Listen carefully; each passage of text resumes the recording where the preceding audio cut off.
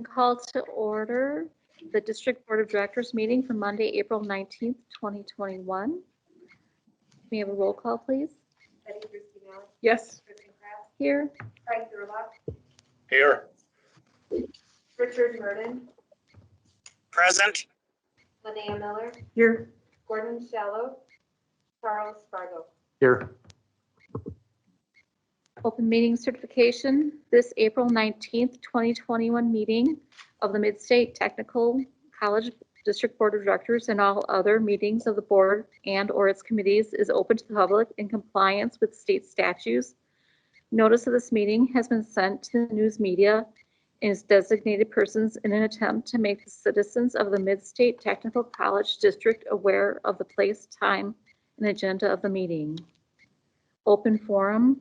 The open forum is at the option of the board chairperson, and the ground rules have been established to ensure the orderly conduct of business. This is a meeting of the district board open to the public and not a public hearing.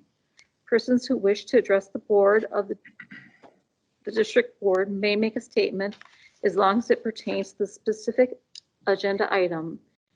Individuals should not expect to engage discussion with the members of the district board. Do we have anybody in attendance? Okay. Then we'll go ahead with the discussion and action items, and I'll turn it over to Dr. Shelley Mondyke. Thank you, Kristen. We wanted to do a personal tribute this evening to our board member that we recently lost, Robert Bob Beaver. As you are all aware, Bob passed away a few weeks ago. I was able to say a few words at his funeral, and I want to be able to share those with you tonight. As well as you will see that in his honor, you'll see that we have placed his name plaque for the final time, along with some red roses to really let everybody know that Bob is in all of our hearts, and really that each rose signifies 10 years of service. And you will see there are 3 roses there signifying 30 years of service. At the eulogy, I was able to say that on behalf of the Mid-State Technical College, its board of directors, the executive leadership team, staff, faculty, and students, we extend our deepest sympathy to Margot and family. Our hearts hurt today, but a smile also comes upon us because we were so lucky to have Bob share his life with us. Our feelings today so coincide with a common quote you may have heard: "Don't cry because it's over, smile because it happened." Today we celebrate Bob, a man who served not only our college for over 30 years, but a man who served his communities every day of the week. A man who gave of himself so others could have a better life. A man who truly made a difference. A man with a great heart, a great spirit, a great laugh, and a great faith. Bob served on 2 technical college boards, Southwest Technical College from 1979 to 1985, and Mid-State Technical College beginning in 1990 to the present, currently serving as our board chair. His direction, leadership, and guidance has shaped Mid-State into what it is today, and specifically the creation of our Adams Friendship Campus and the revitalization it has been going through most recently.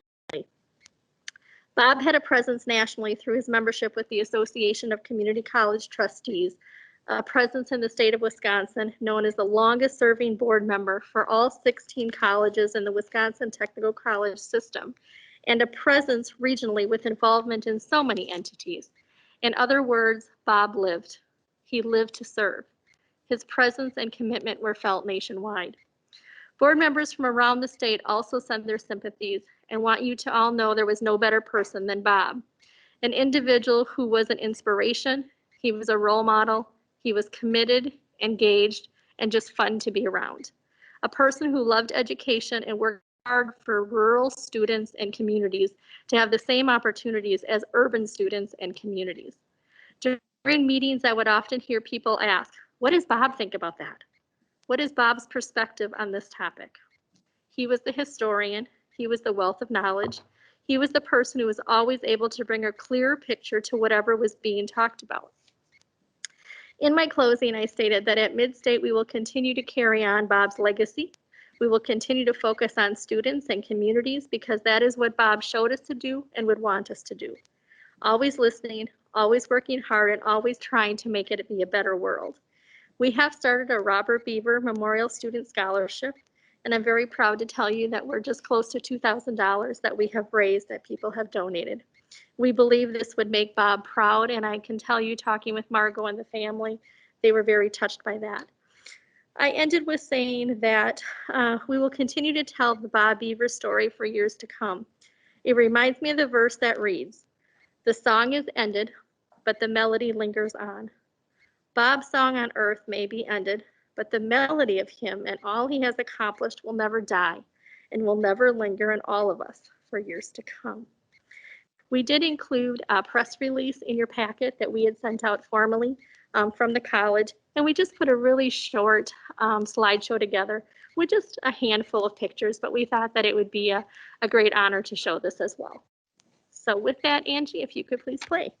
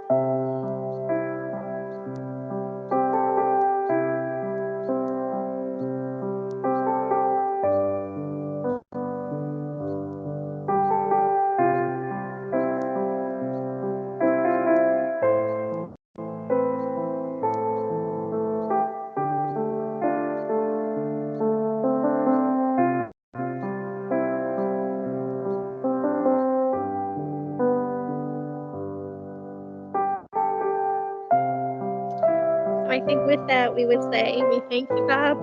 We missed you already. And we all really love you. We will carry on, won't we? A sad day, but yet we will continue to make him proud. So, Kristen, that would be our tribute. Thank you, Shelley.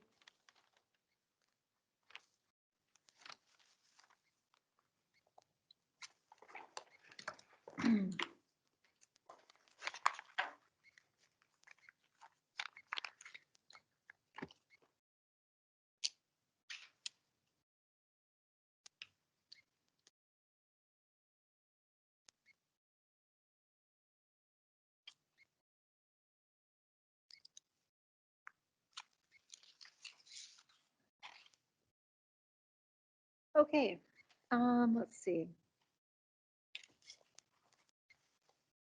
We'll move on to F.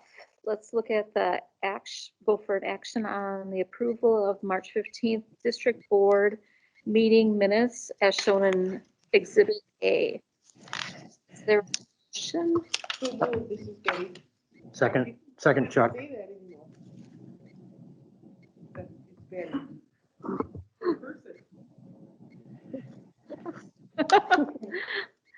Is there a second? All in favor?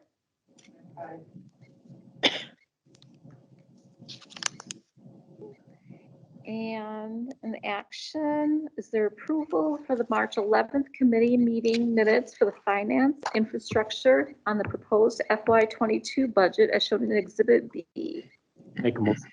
Meeting went well and we moved it forward to the board action. So I'd make a I'll motion to second. approve those minutes. And I'll second. All in favor? Aye. Aye.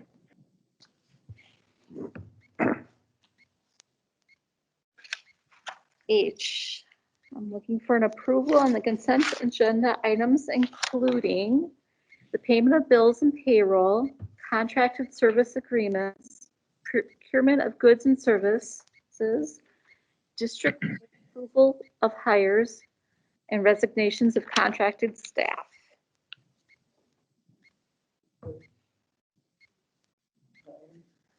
Second. Can I get a roll call vote, please? Betty Brusky Malik, Yes. Kristen Kraft, Yes. Craig Gerlach, Yes. Richard Murden, Yes. Linnea Miller, Charles Sparks.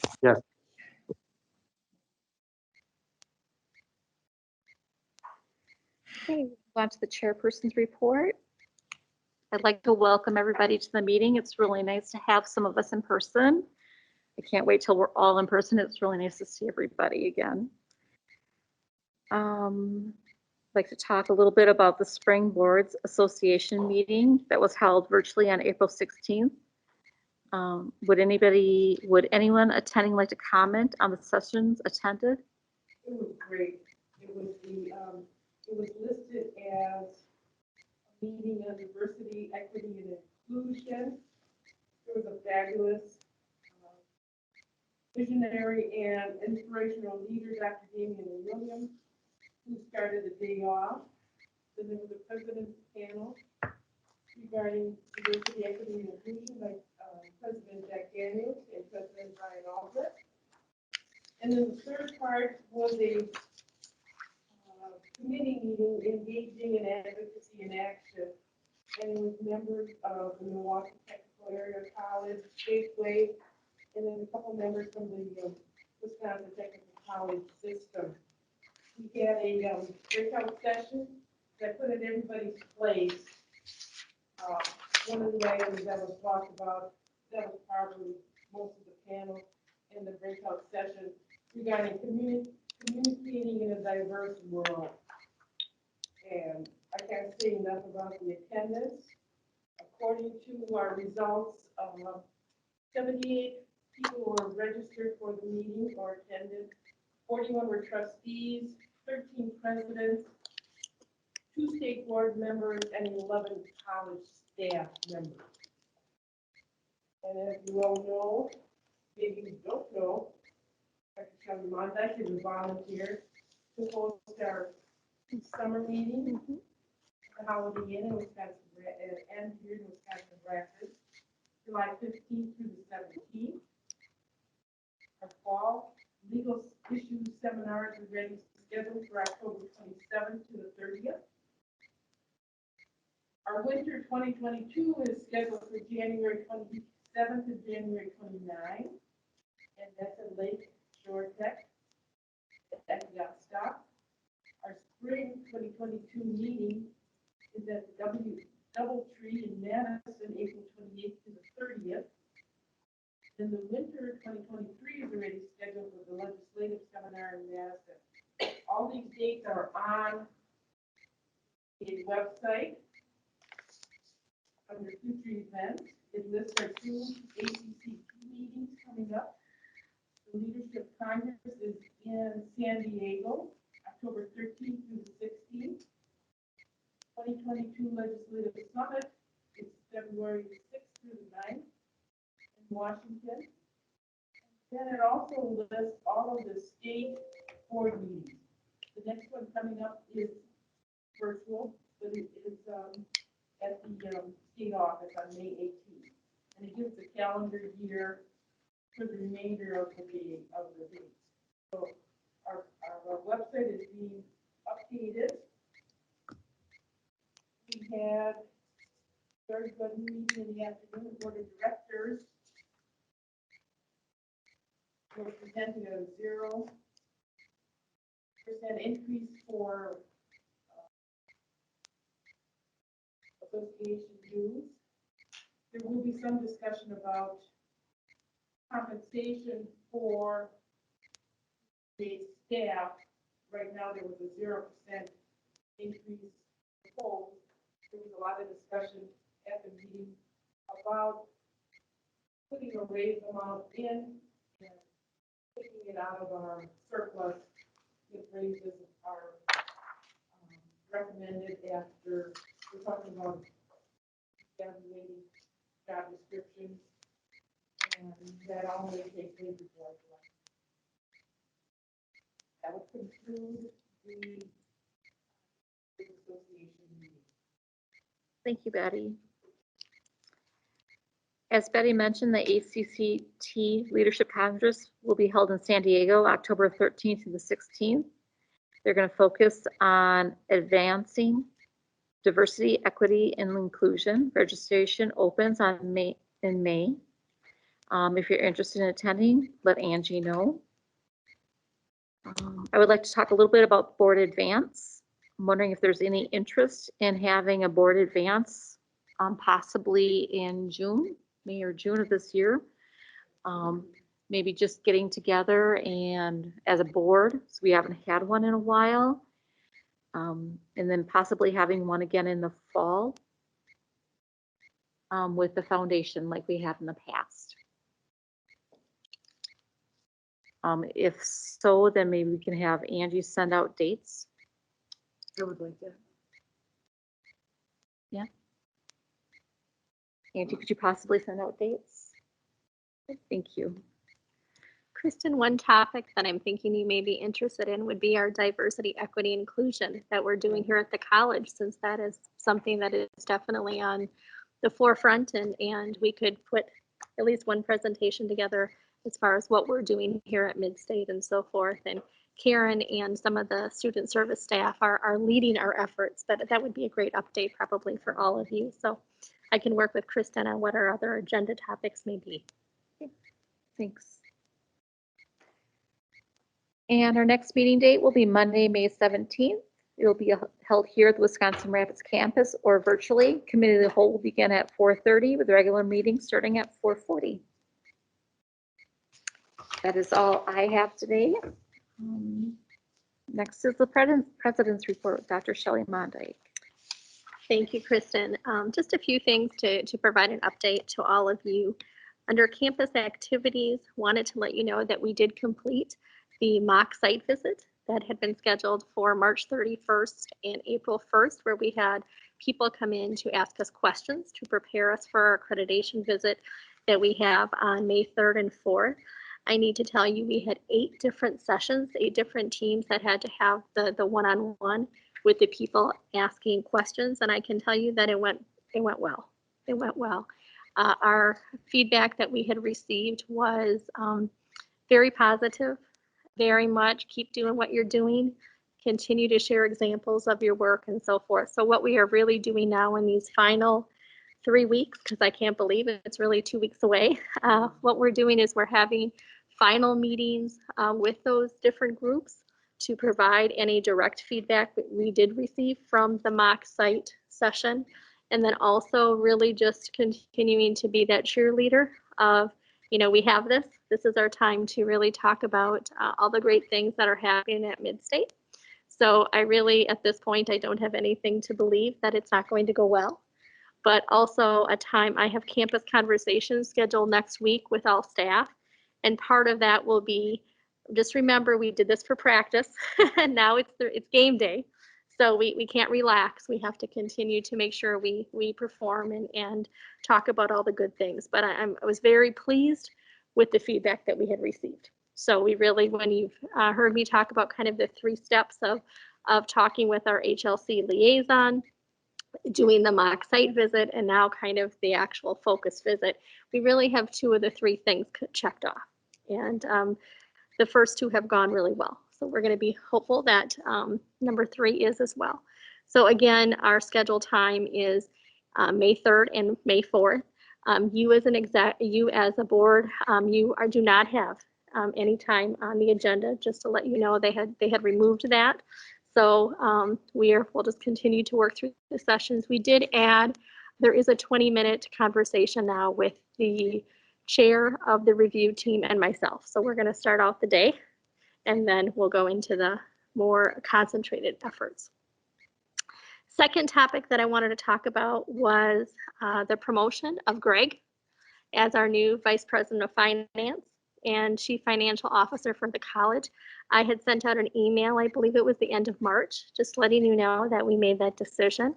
I'm very pleased with that decision, I need to say, and I was very pleased to get some of your remarks back In the multi-months that I've been working with Greg, and really since the day that I walked into the college, I've been very impressed with Greg.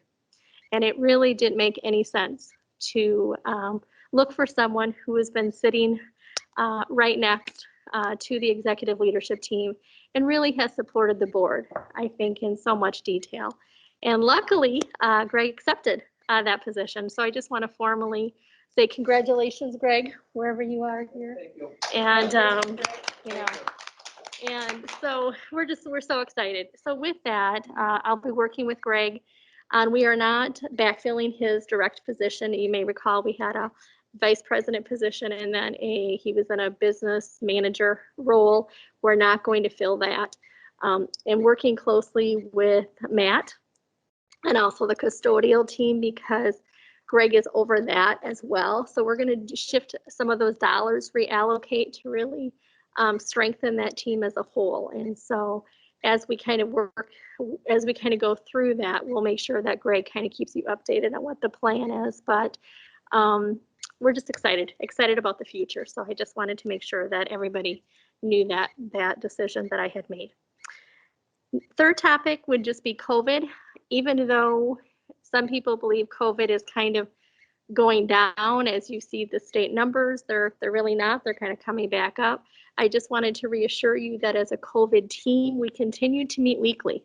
So even though maybe we don't have as much new activity going on, there is still activity going on. And so we really feel the need that we need to continue to do that, along with our COVID funding team continues to look at those federal dollars, the state dollars, trying to manage all of that. The hope is, and I have shared this with the college, that August 1st is I'm hoping the date that we can get back to more of the normalcy of what we had pre-COVID. So that really means that probably after the 4th of July, we will start bringing more people back to campus. Our employees will continue to offer a little bit more face-to-face and then be able to increase the capacity of our face-to-face, working with our local health departments yet. Again, if something would change, we would adjust, but I felt like I needed to tell the staff something because people are asking. And I think that maybe going back May 1st or June 1st, I just wasn't quite ready and the COVID team was not ready, comfortable yet to do that. We wanted to be able to allow people to have time to get their vaccination. If you just think it's only been a couple weeks where more of our students could get the vaccine. So we just really wanted people, especially with that 30-day two-step process, to make sure that people could do that. So just wanted to kind of share. Right now, August 1 is the date that we have, which would mean that we'd be fully ready with our fall semester, which would be more the end of August. The fourth topic, just wanted to mention WILLM, which is our IT consortium with Wisconsin Indian Head, which I don't know if you are aware, but I wanted to share they have a name change. So Wisconsin Indian Head Technical College is now called Northwood Technical College. They're going to be making that transition. They've started with some preliminary things, but really July 1, the state board did approve that name change at the March state board meeting. So when you hear of Northwood Technical College, you might wonder, who is that? So that is Wisconsin Indian Head. That has caused a little bit of confusion because when you think of Northwood Technical College, that could be seen as NWTC, which is Green Bay. So trying to make sure that they do not use that along with NTC, which would then have some confusion with North Central. So I believe at this point they really are looking at Northwood Technical College. I know they're trying to figure out their web address and so forth. But just when you hear that, please know that's Wisconsin Indian Head. So as Brad, who is really primary person who works with WILLM, you can imagine how difficult it is when you have three colleges trying to come together on IT needs that fit all three. You would think when it's security, yes, or payroll, yes, but colleges are really in different parts or different places. So just know that we rolled out, you might remember about a year ago, WILLM 2.0. And WILLM 2.0 was going to be really a continuous improvement model based on what wasn't working. So just know that as we're wrapping up kind of this year, Brad is definitely working with his peers at the other two colleges to kind of say, okay, did we make a difference? Did the changes we make, did we get better outcomes? Did we get our projects done? How can we work together in the future? Can we? So just know that we continue to it makes sense to work together, but I also believe there is a reason why all the rest of the IT consortiums that were across the state are no longer. And part of it truly is just because the colleges are in different places. So we'll see how that continues to look. And I just want to thank Brad, because I'll be honest, it's almost another full-time job working with Willem and the other two colleges. So, and then the last thing is operational budget for next year. Know that the executive team has been working a lot on operational budget. We will be ready to go for that special budget meeting that we'll have in early May. We have a conversation tomorrow on the executive team agenda, and then we have some dedicated time, again, I believe it's Wednesday or Thursday of this week, to really to finish the budget. So we'll be ready to go with that. And I think that we're really putting a budget together that's a little conservative, but also one that can really continue to move our strategic plan forward. So I think you're gonna see a couple new things, but also just trying to enhance what we're doing. As far as community involvement, wanted to let you know that the manufacturing campaign that we have going on, we have now got over $4 million. So that has been our goal. I think the last time we updated you, we were about 3.5 or so. So we've pushed over that 4 million. So 1.5 is what the college would do. So we have raised now over 2.5. So just continuing to be pleased with that. And we'll continue to, continue to really do what we can. So I need to applaud Bobby and all her efforts in leading that. Also very pleased that we had all 4 of our campus advisory meetings. Some of you partaked in them. We had Adams in, the end of, I think it was 3:29 or so. We had Marshfield on 3:30. Thank you for Linnea. I think you were able to attend that. Betty, I think you made the Rapids one. Thank you. Or Stevens Point one. Was it Rapids? Rapids one, I think. And then in Stevens Point, I think Kristen and Craig were both able to come on for a short time. So I don't know if you have anything to report, but I think if you were there, I think you saw that there was good engagement, good participation. I think our people in our community really appreciate that time. And I think that the feedback that I took away really as far as the themes of all 4 community meetings were keep doing what you're doing. They're liking what we're doing. They like that we're asking. They're liking that we're taking action.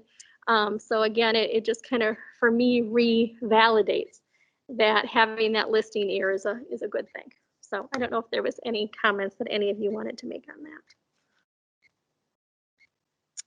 And then wanted to let you know that our simulation center also was profiled for the Wisconsin Rapids Noon Rotary Group. They wanted to have a presentation on it because they've heard a lot of great things, and really need to give kudos to Dr. Chris Severson and Dr. Colleen Kane. They did an outstanding presentation, and I know even today at Rotary, I heard about what a great job that they had done. So under WTCS updates and President's Association, again, the WTCS State Board was on March 17th.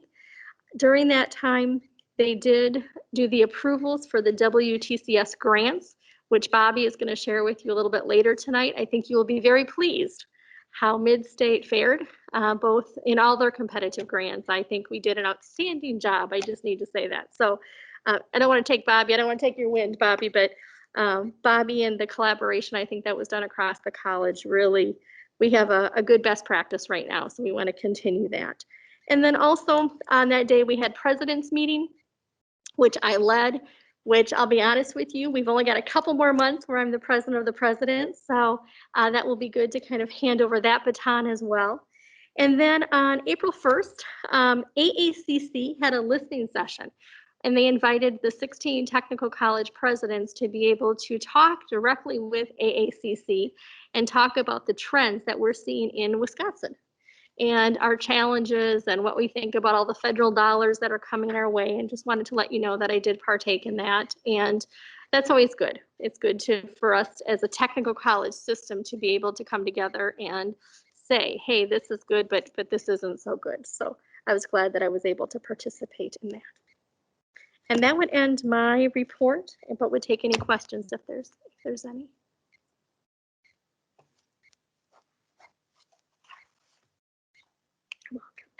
We'll move on to our committee reports. Yeah, Chuck Fargo with the Finance and Infrastructure Committee report. Okay, first on the agenda was the review of consent agenda items. We've already addressed that earlier in the meeting. The treasurer's report on page 18, you see the budget modifications made for the month of March. $533,000, almost $534,000 in both revenue and expenses were made. A lot to do with the additional grant monies we got and the CRRSAA funds, the federal monies. The next page, page 19, shows those modifications on the current budget for the fiscal year. Because revenue and expense both went up by the $534,000 roughly, there's no impact to the changes in fund equity down at the bottom. The next page, page 20, I believe, shows the accrued revenues, expenditures, and changes in fund equity through March 31st. We've received 89% of our revenues for the year and have made or accrued expenditures of 74% of the budget. Of note, we're 3/4 of the way through the fiscal year, and most of those categories are right in line. The only thing I'd like to point out is current expenditures are significantly under the budgeted amount so far this year. So that shows control of the those things that we have most control over. Year to date, our revenue still exceeds expenditures by 3.5 million, but for the month of March, our expenditures exceeded revenue by 2.5 million, and that will continue as we go through the year. The next page shows the balance sheet, and we've got $26 million in cash and investments, which compares favorably to last year. We were at $24 million. Greg, do you have anything to add on the financial? The treasurer's report? Thank you. He's right Okay. up front for you. The next item on the agenda,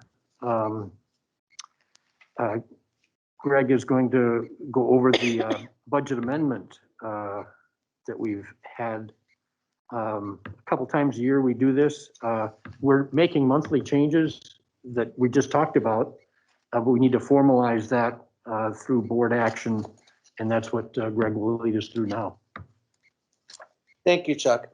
So if I can draw your attention to Exhibit H on page 22 of your packet. You may have noticed our first two expense budget modification approvals were moved from the May to our April meeting. We're looking at our continuous improvement and the amount of financial information acted upon in May and wanted to adjust that amount of activity in May and align it with our modifications for the next year's budget creation. On Exhibit H on page 22, this lists nine months or 75% of our fiscal year modifications. Each month during our board meeting, these changes were provided. This request is to formally amend our budget based on these amounts. To recap, Fund 1, the general fund, has budget modifications totaling $968,269. A few of the large modifications consist of the Legacy Foundation grant for $375,000, dual enrollment grant of $212,000, technical skills attainment grant of $160,000, multiple apprenticeship grants of $76,000, and carryover grants from FY20 or fiscal year 2020 of $57,000. Fund 2, the special revenue fund operational is being modified for $1,155,430. Changes are related to the COVID relief funds received. The CARES Act, which is the Coronavirus Aid, Relief, and Economic Security Act. The GEAR, or Governor's Emergency Educational Relief Fund. CRISA, the Corona Response and Relief Supplement Appropriations. SIP, Strengthening Institutional Programs. District Mutual Insurance, and the Insurance Trust. You may remember last month we had reviewed all of those in our PowerPoint presentation to you. Fund 3, our capital fund, is being modified by $140,256.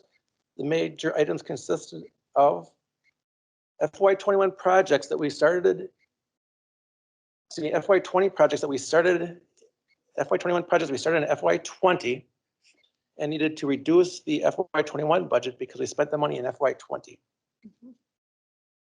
The Simulation Center project completion because of the delay in COVID, and the cosmetology project completion. Fund 4, our debt service fund, is being adjusted by $69,325. This is due to the date of issuance of our bond back at June 30th instead of July 1st. Fund 7, special revenue fund, non-aidable, is being modified by $582,326 in total. This is related to the student emergency grant funding received from the 2 federal COVID programs we were awarded. Is there any questions?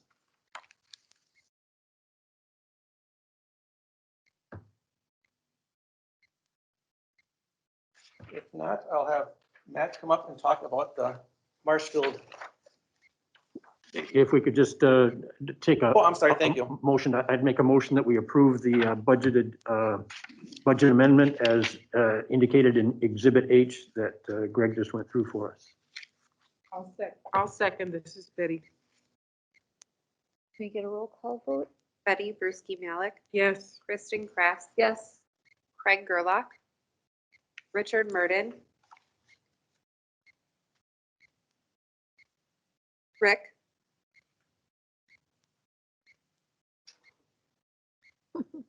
There's a motion on the floor, Rick, for approving the. Yes, can you hear me? Now we can. Okay, yes. Thank you. Linnea Miller, Yes. and Charles Spargo. Yes. Okay, then next on the agenda, we have Matt to talk about the motorcycle. Indeed, Project? yes. Good evening. Part of the FY22 budget was a parking lot improvement at the Marshfield campus. The parking lot was, the concept behind it and the design for it is to allow for motorcycle training, which they haven't had in the Marshfield campus for what I understand since 2018. Also then to increase more traffic into the front entrance of the building and give people a more convenient place to park, especially visitors or guests near that front entrance instead of off on the far west side of the campus. And then, yeah, also then to give us just kind of more notoriety, something towards the front that is more appealing and more eye-catching. In addition to the fact that the motorcycle training being something that people come to Mid-State who might normally not get out to that side of town, you know, to discuss as they go back out. So it's all about driving up enrollment, FTEs, head count, and just recognition for Mid-State. So this is part of the FY22 budget, as discussed. It does need state board approval, and so we're bringing this to you tonight for approval from the WTCS State Board in the amount of $550,000 at their May 2021 meeting. Are there any questions about this particular project? Okay. When will you be ready to go? For the project itself, the bids will be going out this Friday. We'll get them back over roughly 3 weeks. So I'll be coming back actually contingent upon state board approval next meeting in May to get approval then for the winning bidder for that contract. And then construction will happen sometime between board approval and August 6th, or I might have pulled that back 1 week, basically over this summer. The timing of it, that 2 to 3, 4 weeks that the construction happens, will have to be coordinated with the contractor over the summer. Absolutely. It will, like I said, Chuck, need a motion then too. I don't know if we do that now or. I'd make a motion, we approve the resolution for parking and motorcycle training lot remodel project at Marshfield campus as indicated in Exhibit I. I'll second it. Can we get a roll call vote, please? Betty Kristendoff, Yes. Kristen Kress, Yes. Richard Murden, Yes. Linnea Miller, Yes. Charles Spargo. Yes. Okay, and we have some informational items. Greg will also guide us through those. The first one is the revenue and expense forecast for FY 2021. How's it looking? Thanks, Chuck. Overall, pretty well. But thank you. You may have noticed in the treasury report that you went over, Chuck, that we recognized about 93% of our general fund revenues. And we still have 3 payments of the state aid, which is the only real revenue we have coming in any longer in the general fund. That will bring us about 98% of our budgeted revenue being recognized compared to budget. To highlight the 4 major sources of revenue, local government should end around $70,000 better than budget. State aid should have ended $111,000 better than budget. However, there is a lapse payment issued by WTCS estimated at $109,000, making state aid flat for the budget. Tuition and fees will be down approximately $625,000. Our FTE count is currently down about 4%, but we did see an increase in adult education as a percent of total FTEs, which does not charge tuition. However, it does assist in our service ratio, the number of individuals we serve in our communities. It helps in our outcomes-based funding and provides the basic education for community members in need of these skills. Other revenue is estimated down $103,000, of which $90,000 is related to interest income due to the interest rates that we are receiving for our monies. Our operating expenses are currently at about 71.9% for the general fund, with 3 months remaining. I've used 2 different approaches to estimate the ending expenses, and both of them come up with between 97.9 and 98.2% of expenses being spent. So you can see, if you look at that 98 that we have on revenue and that 98.2, we're gonna be very close for the year end. To highlight the major areas of expenses, wages will be underspent by approximately $300,000. Benefits will be overspent by about $550,000, and that is all related to other post-employment benefits known as pay-as-you-go. And our current expenses will be underspent between $750,000 and $900,000 that you had mentioned, Chuck, in your presentation. This creates an operating loss of about $30,000 to $175,000. However, we do have other income that will assist with balancing our budget. Each year, we have an enterprise transfer to the general fund of $120,000. And then we do have some COVID funds for time paid but not worked, about $220,000. So depending on the use of these other sources of revenues, Mid-State could have a small loss to a small unspent revenue for the fiscal year ending June 30th, 2021. The executive leadership team has dedicated time monthly to review our general fund and its financial reports, providing input and instituting changes to align with our current forecasts. We will continue this improvement into the future. Any questions? Thank you. The next item is our special budget meeting that is scheduled for May 6th at 5 p.m. in room L133, 134, the room we're in today on the Wisconsin Rapids campus. All board members are welcome to attend. If you plan to attend, please contact Angie, and we can make a virtual option available for you. Thank you. I'm going to pass it on to Brad for his item on the infrastructure committee. And after Brad is complete, we'll be done with our information for you. Thank you, Greg.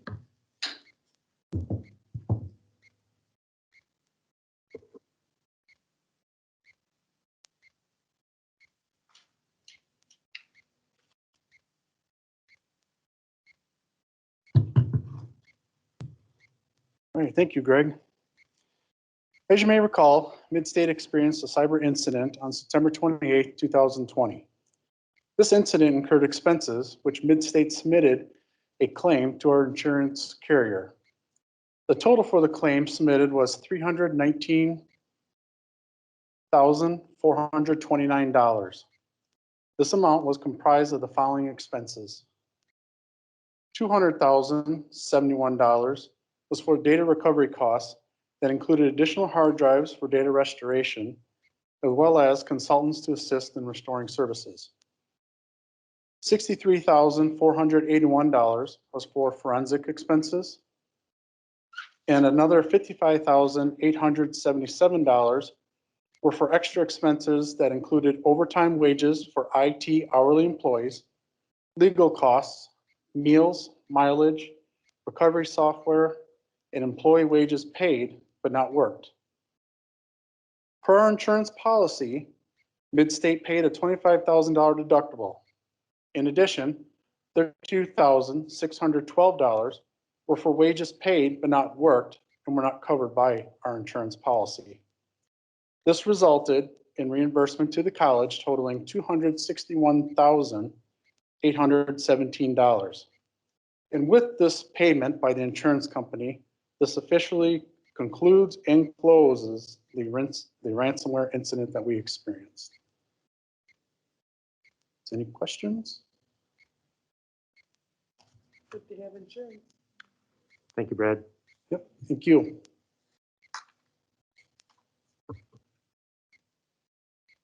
And that concludes the Finance and Infrastructure Committee reportedly. Thank you, Chuck. Academic and Student Services Committee, but with Betty Brusky-Malik. And we have Dr. Deb Stencil. We're looking for a board approval to take the following action related to academic programming. Explain banking, and then we're going to discontinue. Yep. Yes, good evening. Yeah, I'm over here. So thank you. As you know, I've come to the Midstate Board on several occasions talking about our programs and really making sure that they're up to date. So we continually review our programming options to make sure that they're relevant and needed by the district. We're asking you, the Midstate Board, to approve the suspension of 2 apprenticeship programs, and I'll take them individually. The first program is the Bricklaying Apprenticeship ABC. So this program began in March of 1996, and we have not seen a local employer demand for this program. In fact, the last time employers requested classes for this apprenticeship program was spring of 2006. And we have no active students in this program at this time. So I'm asking the Midstate Board to approve suspension of the Bricklaying Apprenticeship ABC program. No motion on each one, huh? Yes, I do. I would so move that we suspend the bricklaying apprenticeship ABC. I'll second that motion. Can I get a roll call, please? Betty Brusky-Malik, Yes. Kristen Kress, Yes. Richard Murden, Yes. Yes. Charles Spargo, Yes. Next item is the heavy equipment construction apprentice. Okay, thank you. This program began in March of 2000. Similar to the Bricklaying Apprenticeship Program, employers have not expressed a demand for having employees with this skill set. The last time these apprenticeship classes were offered at Midstate were the spring of 2016, and we do not have any active students in this program. So if I could have a motion to suspend the Heavy Equipment Operator Apprenticeship Program, I'd appreciate it. So moved. I'll second that. Can I get a roll call vote, please? Betty Brusky-Malik, Yes. Kristen Kress, Yes. Richard Murden, Yes. Linnea Miller, Yes. Charles Spargo. Yes. And one more, marketing ASS. All right, this is the Marketing Associate Degree Program. So we're asking your approval to discontinue the Marketing Associate Degree Program. This program was initially approved in 1968 and suspended in June of 2018. Did you say 1968? 68, Okay. yes. At that time, in June of 2018, the college decided to transition the program title and the number from marketing to digital marketing. which is our current program today. This is really an administrative discontinuation, as this program still exists, but with more relevance to the digital trends in today's industry. We have one active student in this program, and they are planning to graduate in May. So I'm asking for the Mid-State Board to approve submission of the program discontinuation paperwork to the Wisconsin Technical College System to discontinue the Marketing Associate Degree Program. I would so move. I'll second it. Can I get a roll call vote, please? Betty Bruschi Malik, Yes. Kristen Kress, Yes. Craig Gerlach, Richard Murden, yes, Linnea Miller, Yes. Charles Spargo. Yes. And one more informational item, and that's Dr. Mandy Lang on graduation. Thank you, Betty. It's that time of year again, our favorite time of year. Our graduation ceremony is scheduled for Sunday, May 16th. It's going to be an outdoor ceremony again. So we also have a rain date of Thursday, May 20th. So our Sunday ceremony will begin at 1:30. But if we do have to go to the rain date, which we won't, if we do, it would be at 6:30 p.m. Right now, we have about 180 students who are planning to participate in the ceremony. And it will have some of the same pomp and circumstance that our usual ceremony has, but still a little different and still a few tweaks. Instead of graduates driving up like we did in December, driving up to the stage and then walking across, they will be sitting together, socially distanced, outside, and then they will line up to be able to walk across the stage. Guests will watch from their cars, or if it is nice out, from maybe right outside their car in that general area as well. We are going to have only a limited number of spots available or on the stage itself due to social distancing. And so we're planning the same board roll that we had in December, and which was a presentation, PowerPoint presentation in the beginning, the congratulations messages from each of you. So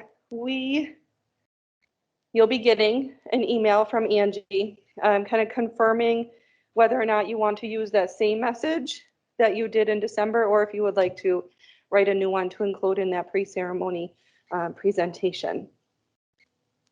We are also planning a tribute to Bob during the ceremony itself. And then we are planning and hoping that all of you will send good weather thoughts our way for the day. But any questions at all about graduation? We want it in person. We do. They do. They really do. That's the feedback that we've gotten, and that's what we're planning for them. It worked out for December. If it can work out in December, it can work out in May, right? Thank you. Thank you.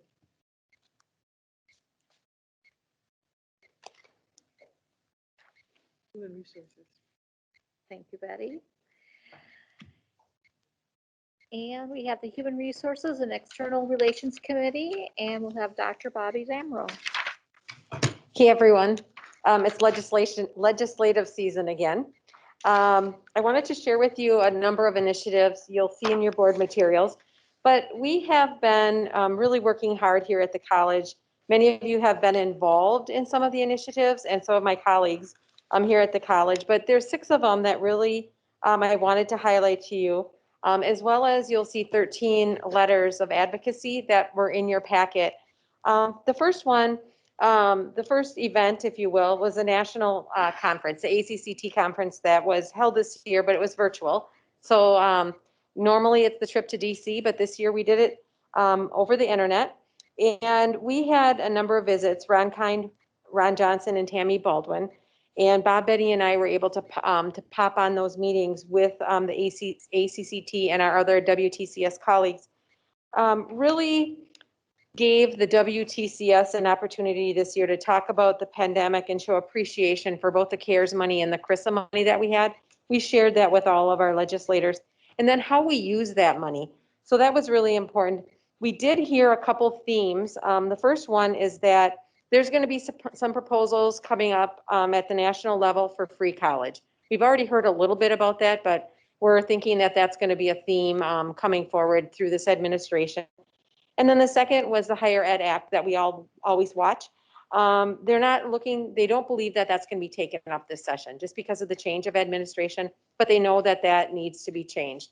So we kind of heard that at that session. The next initiative was the state level, and that was our personal visits that we usually do with our legislators here in the state of Wisconsin. That took place in February and May of this year, and we had the opportunity to visit with 5 of our legislators, and we really talked about the WTCS defined initiatives, and many of you were able to come in for a meeting. We kind of tag teamed it because we were kind of this year we weren't there. It wasn't planned for us. So we kind of were a little bit at the will of when they could squeeze us in. So, but we did really have some really good conversations with our legislators. And I think that we had some excellent support. We covered all of the WTCS asks, if you will, and we heard some really good things. So you'll see some of that, some of those comments within the materials that you have. The third event was a student governing board. And we have a really strong student governing board here at the college. In fact, the WSG is what they call themselves. The president of that group is actually a mid-state student. So that really helps us get the advocacy out. And we feel like we're really on the cutting edge having that person here with us. They had really looked at 3 different initiatives for the student ask and the student governing board. The first one was the investment for open educational resources. In other words, how can they remove barriers for the cost of textbooks and the resources that they need? That was one of their asks. The second ask was really to ask for increased funding for the student grants, the Wisconsin grants. And then the third was to advocate support for the colleges to be able to offer the Associates of Arts and Associate of Science associate degree. So really happy that those students were able to take that on. And you know, when you saw some of the advocacy letters in the back, but just know right now we're sitting at 6 senators and 16 assembly legislators that have signed on to co-sponsor that bill. That doesn't just happen. That happens with people asking for their support and explaining why it's important. So kudos to our students for that support. We also had the 4th initiative was Central Wisconsin Days. And there was 4 initiatives that were brought up. And that's something that Centergy, which is our regional economic development cluster, kind of puts together. And we were so excited that the WTCS budget and our ask was one of the 4 themes for that. The first was the Food and Farm Discovery Center that we're looking to put up in Portage County. The second is something called Be Bold for Competitive Wisconsin, which is a package of workforce recruitment and retention. It's a philosophy that they're asking the state to really take a look at in bonds to actually incentivize people to stay in Wisconsin and also come to Wisconsin to work. Of course, the WTCS ask, and then broadband in rural Wisconsin. So Midstate was one of the lead sponsors with Delta Dental and Aspires for that event.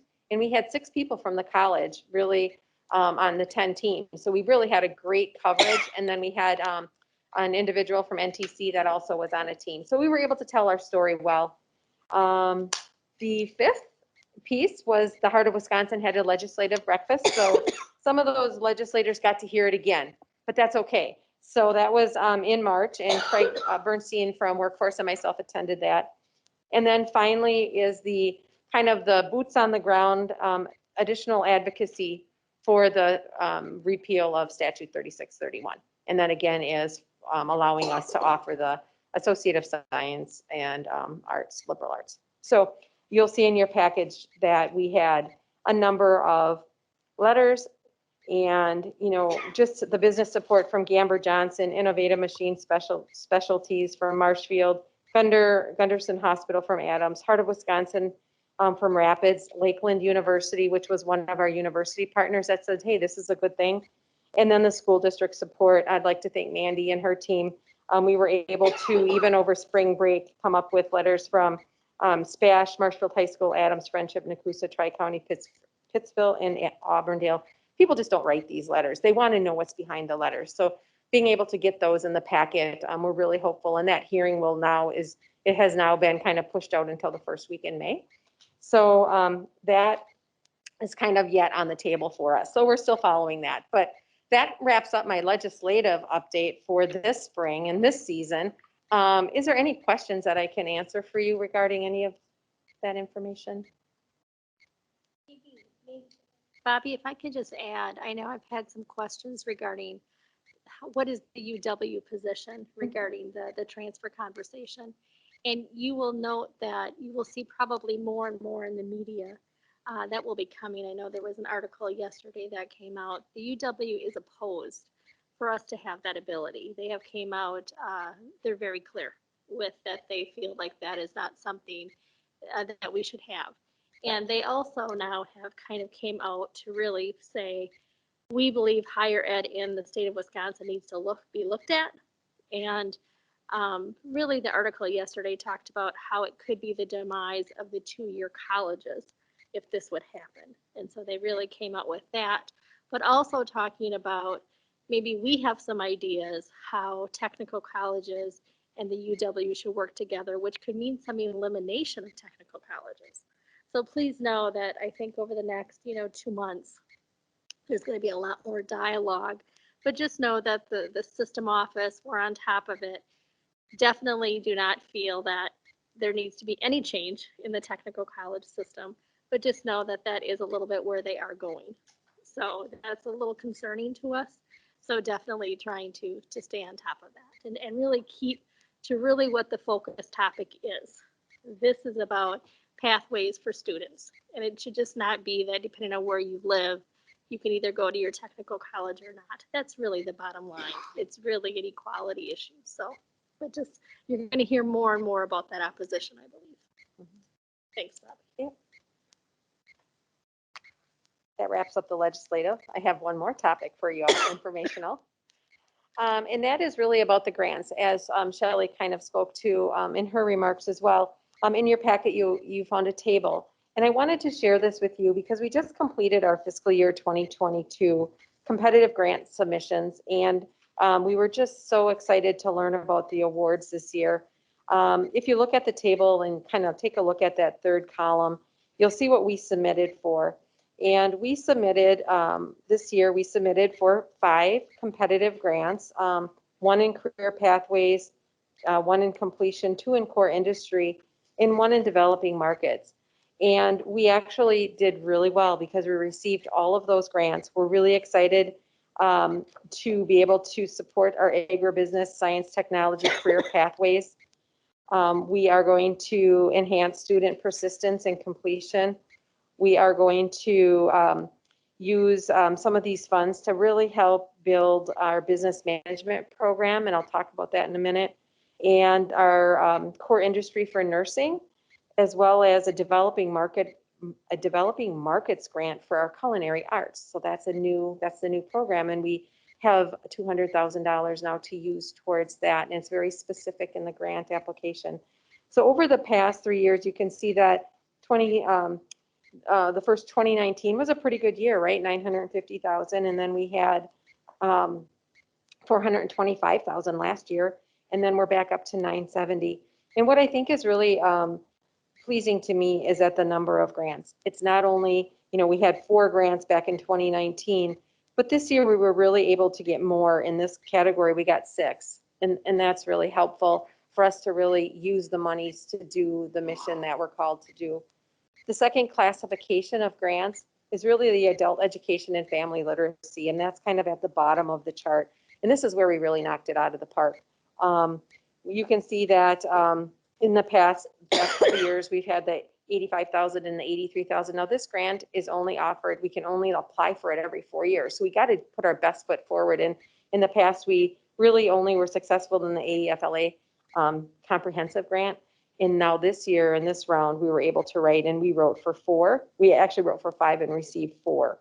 And that really, you can see going from 83,000 a year up to 217,000 a year really helps us do the mission and put our best foot forward in that adult education and family literacy realm. So we have $594 in grants this year, which is 140,000 more than 2019. And we moved from 5 grant awards to 9. So we really did well. Just to kind of point out, grants are a college initiative, and every division really helps us out, whether it's academics, student services, finance, IT, HR, facilities. We all have a role when we sit at the grant table. And I wanted to share that the focus is really on our strategic plan. And when we develop grants, we look at the strategic initiatives, we look at what we should be writing for, where we can find assistance to really make something out of our strategic initiatives and take it to the next level. It's very purposeful, it's very intentional. Each grant is actually associated with a task. So if you were to overlay what you have in front of you with our strategic plan, you'll find a task that's associated. So for example, I think the core industry grant for business management, I know that's P1, I know it's P1.5. It's a program and it's 1.5. That's the task that we're seeking to fulfill with this grant. And that task is really to identify and implement strategies in the business management program for enrollments and retention. And that's what that grant did. So just know that we're really following the strategic plan. And I think it really helped us really garner the grants that we did because it was very intentional and everyone was on board because they knew this was part of something bigger. So we'll continue to do that. I can also share some perspective on the success with the AEFLA. And as you recall, the last time we would have applied for that, we did not have a School of General Education and Learning Resources. And we did not have that dean in Amber that really concentrated on basic or the adult education. We have that now. So now that it's on our strategic plan, we have that person leading the helm. It's easier for us to say, okay, let's create something and write for this grant. So you can see that that was pretty successful. So I hope that you're pleased. I'm very pleased with the outcomes of the grants this year. It was a lot of hard work, and like I said, I really it's a college effort through the whole thing. So that would conclude my comments on grants. Does anyone have any questions? I don't have a question, I have a comment. I think this is truly remarkable, and it doesn't just happen. So thank you to everybody that's involved for this is fantastic. Yep. Thank you. I'm smiling underneath. I agree with you, Linnea and Chuck. I do. Yep. I do. Both, you. both the legislative efforts and the grant stuff are just great job.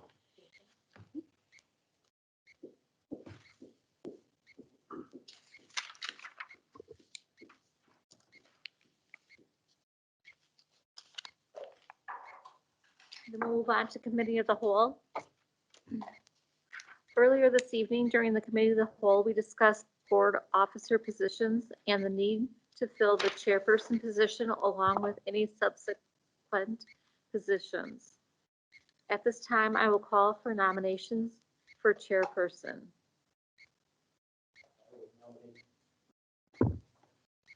I nominate Kristen Krass to assume the chair position from the vice chair. I would.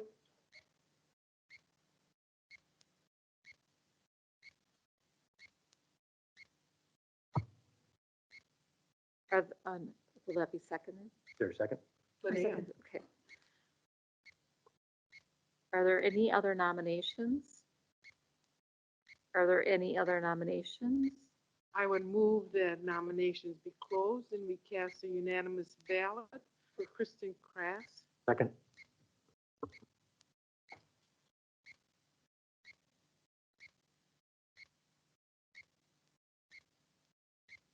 Okay. Can I get a roll call vote, please? Yes. Betty Brusky Malik, Yes. Kristen Krass, Yes. Richard Murden, yes, Linnea Miller, Yes. Charles Spargo. Yes. I will now call for nominations for vice chairperson. I would like to nominate Mr. Chuck Spargo. I will second that. No. No. Are there any other nominations? Are there any other nominations? I would call that the nominations be closed And we cast a unanimous ballot for Mr. Chuck Spargo. Can I get a roll call vote, please? Save a second. for A that. second. You did. Betty Bruschi Malik, Yes. Kristen Kress, Yes. Richard Murden, Yes. Linnea Miller, Yes. Charles Spargo. Yes.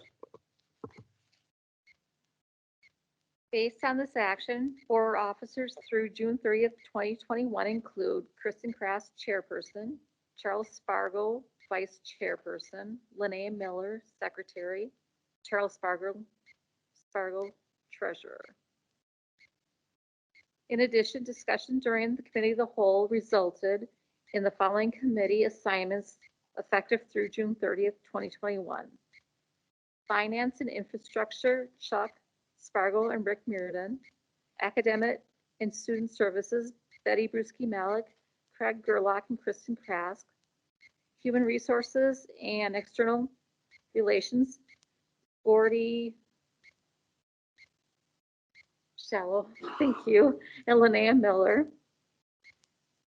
Board appointment is currently open for positions for employer, employee, and student and school district administrator. An appointment process will be initiated shortly after the current process to fill the additional member position previously held by Bob Beaver.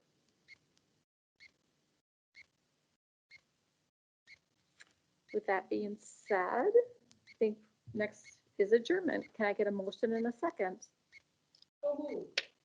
Second. That is it. Well Everybody done, have a good Kristen. night. Well done. Thank you.